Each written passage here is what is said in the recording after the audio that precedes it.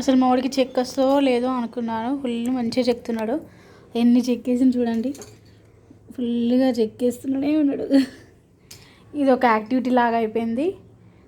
ఉరకకుండా పరిగెత్తకుండా ఒక దగ్గర కూర్చొని చేస్తున్నాడు. బాగా చెక్తున్నాడు.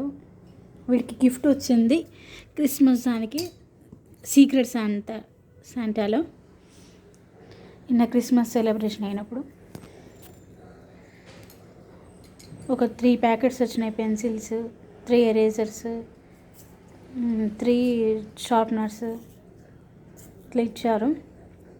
30 పెన్సిల్ అయితే 30 పెన్సిల్ దాకా చెక్కేస్తూనే ఉన్నాడు అప్పటి నుంచి.